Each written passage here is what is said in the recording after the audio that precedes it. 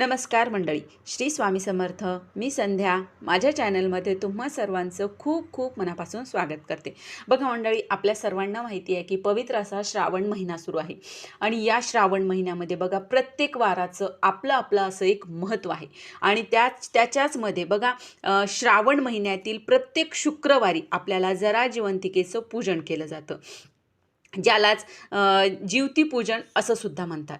तर बघा आता हे पूजन का करायचं, ही जीवतीची पूजा कशी करायची, ही पूजा आहे ना, ही पूजा आपल्या मुलांच्या सौख्याकरिता केली जाते.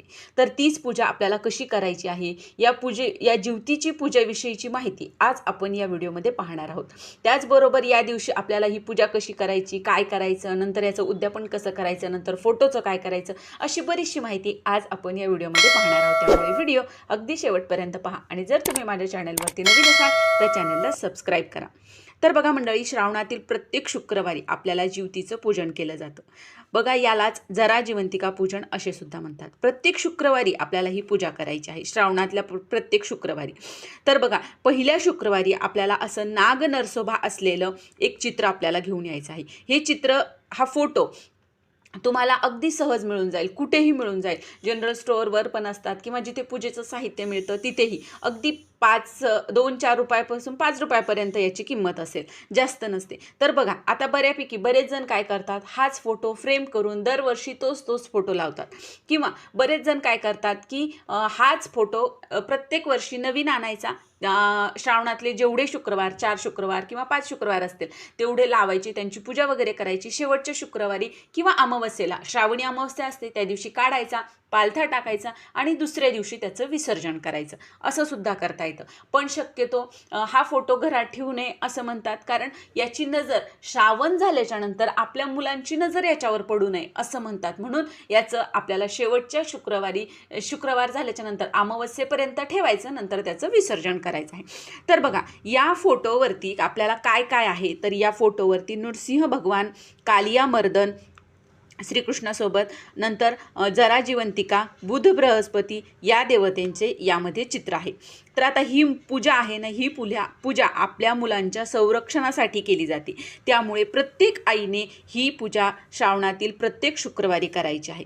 बघा जरी आपली मुलं लांब असतील तरी देखील आपल्याला करायची आहे. म्हणजे काही बघा बऱ्याच वेळेस मुलं शिक्षणासाठी, इतर काही कारणासाठी बाहेरगावी राहतात, तरीसुद्धा तुम्ही करायची आहे. मुलं जवळ असतील तरीसुद्धा, त्यामध्येच मुलं लहान असो छोटी असो तरीसुद्धा आपल्याला हे जरा जिवंतिकेचं पूजन आपल्याला दरवर्षी करायचं आहे.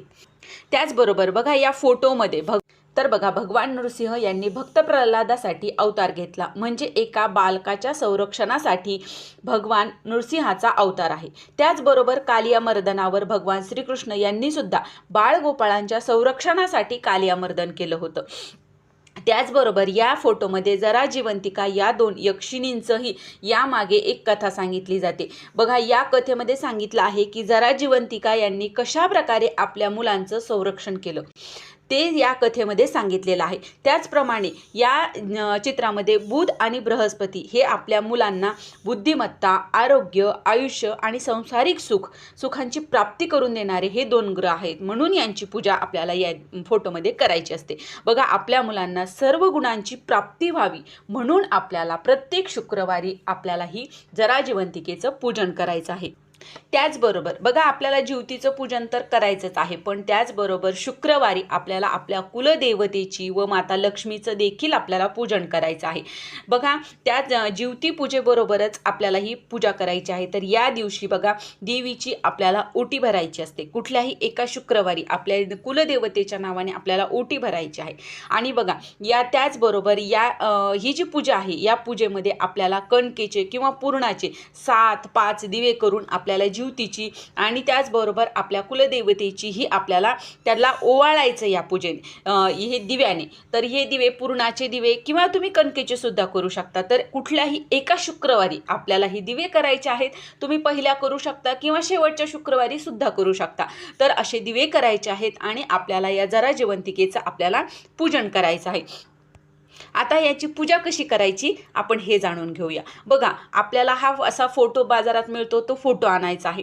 तर बघा पूर्वी काय करायचे, हे जे फोटो आहेत हा फोटो आणून खांबाला बांधला जायचा, कारण पूर्वी खांब म्हणजे लाकडाची घरं होती, त्यामुळे खांबाला बांधली जायची। आणि अशी पण एक धारणा होती की भगवान नृसिंह सरस्वती हे खांबातून आले होते, म्हणून खांबाला हे हा फोटो चिटकवला जायचा आणि तिथं त्यांचं पूजन केलं जायचं। पण बघा आता प्रत्येकाकडेच खांब आहेत असं नाही, बऱ्यापैकी घरं सिमेंटचे आहेत तर खांबच नाही। तर अशा वेळेस आपण घरामध्ये आपल्या देवाच्या तिथेच किंवा असा पाट मांडून तुम्ही वेगळी सुद्धा पूजा मांडू शकता, किंवा तुम्ही सोपं आपल्या देवाच्या भिंतीला, देवाच्या जवळ जी भिंत आहे त्या भिंतीला चिटकून द्यायचं, म्हणजे दररोज आपलं तिथंच पूजन होऊन जातं। तर बघा त्यासाठी खाली आपल्याला एक पाट टाकायचा, त्यावर कपडा अंथरवायचा, किंवा तुम्ही भिंतीला सुद्धा तिथे चिटकवू शकता। तर अशा प्रकारे आपल्याला करायचं आहे। त्यानंतर आपल्याला दिवा लावून घ्यायचा आहे आणि आपल्याला या फोटोमध्ये सगळ्यांना आपल्याला हळद, कुंकू, अक्षदा, धूप, दीप, नैवेद्य दाखवायचा आहे। तर बघा त्याचबरोबर बघा आपल्याला या फोटोला आपल्याला 21 मण्यांचं वस्त्र आपल्याला घालायचं आहे। कापसाचं जे वस्त्र असतं ते 21 मण्यांचं वस्त्र आपल्याला घालायचं आहे। त्यानंतर या पूजेमध्ये सर्वात महत्त्वाचं म्हणजे आघाडा आणि दुर्वांची माळ या पूजेला घातली जाते। तर बघा आघाडा आणि श्रावणामध्ये आघाड्याला आणि दुर्वांना खूप महत्त्व आहे आणि हे अगदी सहज आपल्याला कुठेही मिळून जातात, म्हणून आपल्याला या दिवशी आवर्जून आघाड्याची आणि दुर्वांची माळ करायची, म्हणजे हार करायचा आहे। तुम्ही फुलांचा देखील हार या ठिकाणी घालू शकता। बघा मंडळी, ही जी पूजा आहे ही पूजा फार पूर्वीपासून करतात। ही पूजा करण्यामागे काही कारणं आहेत।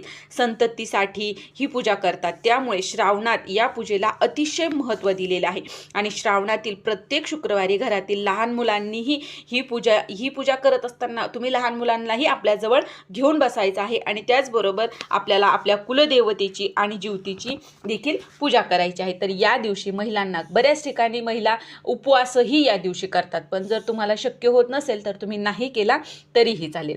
पण बघा या दिवशी महिलांनी लाल वस्त्र घालावे, अशा प्रकारे आपल्याला छान प्रकारे पूजा करायची आहे। आणि पूजेमध्ये आपल्याला विडा देखील ठेवायचा आहे। आणि नैवेद्य, आता नैवेद्यामध्ये आपल्याला दूध साखरेचा नैवेद्य दाखवायचा आहे, किंवा त्याचबरोबर चणे फुटाण्याचाही नैवेद्य या दिवशी आवर्जून दाखवला जातो। आणि नंतर आपल्याला आरती करायची आहे। आरतीमध्ये अगोदर गणपतीची करायची, नंतर आपली कुलदेवतेची आरती करायची आहे। आणि बघा पूजा वगैरे आरती झाल्याच्या नंतर तो जो दुधाचा आणि साखरेचा नैवेद्य आहे चण्या फुटाण्याचा, तो आपल्या घरातील मुलांना आवर्जून द्यायचा आहे। त्यानंतर या दिवशी आपल्याला शेवटच्या दिवशी किंवा कुठल्या एका दिवशी आपल्याला कणकेचे किंवा पुरणाचे दिवे बनवायचे आहेत आणि याने आपल्याला जरा जिवंतिकेला ओवाळायचे। बघा हे झाल्याच्या नंतर आपल्याला देवीला प्रार्थना करायची आहे की माझ्या मुलांचं रक्षण करा, मुलांच्या आयुष्यात सुख समृद्धी येऊ द्या, अशी आपल्याला जरा जिवंतिकेच्या फोटो मला आपल्याला प्रार्थना करायची आहे। आणि तर बघा श्रावण महिन्यामध्ये येणाऱ्या प्रत्येक शुक्रवारी आईने आपल्या मुलांसाठी व त्यांच्या आरोग्यासाठी, प्रगतीसाठी आपल्याला ही जीवतीची पूजा करायची आहे।